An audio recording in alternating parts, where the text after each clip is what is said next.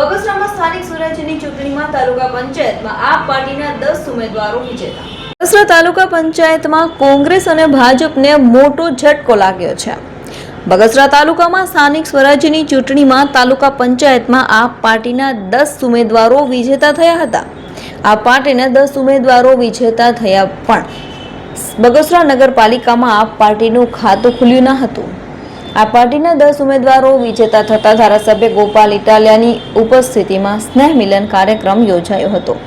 તાલુકા પંચાયત અને નગરપાલિકામાં જીતેલા અને હારેલા ઉમેદવારોને ધારાસભ્ય ગોપાલ ઇટાલિયાએ સન્માનિત કર્યા હતા।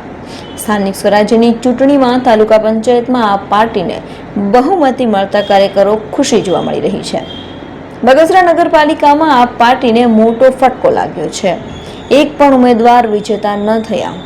સ્થાનિક સ્વરાજ્યની ચૂંટણીમાં ભાજપ અને કોંગ્રેસ સાથે હવે આ પાર્ટીને બહુમતી મળી છે। આગામી દિવસોમાં પ્રમુખ ઉપપ્રમુખની વરણી કરવામાં આવશે। જય જવાન જય કિસાન। અમરેલી જિલ્લા સદસ્ય વાળા વનરાજ આમ આદમી પાર્ટી। હવે જો કે આમાં પણ જિલ્લા પંચાયતમાં આવતા તમામ ગામડાઓ જેવા કે 16 ગામ એ લોકોએ મારી ઉપર જે વિશ્વાસ મૂક્યો છે એનું કારણ માત્ર ને માત્ર એ છે કે ભાઈ અહીંયા છેલ્લા કેટલા વર્ષથી તાલુકા પંચાયત જિલ્લા પંચાયત અથવા તો સરપંચથી લઈ ગાંધીનગર પાર્લામેન્ટ સુધી ભાજપનું શાસન હોય, પરંતુ લોકો નાના મજૂરો ખેડૂત તમામ લોકો થાક્યા હતા। કારણ કે ટાઈમે ખાતર ના મળે અથવા તો કોઈ જગ્યાએ તમે જુઓ તો કોઈ સારા વ્યવસ્થા નહીં, સુવિધા નહીં, રોડ રસ્તાની તકલીફો પડે અથવા તો જો કોઈ કામ થયું હોય તો કામ પૂરું ખૂબ કામ શું કે નબળામાં નબળું ક્વોલિટીવાળું કામ થતું હોય।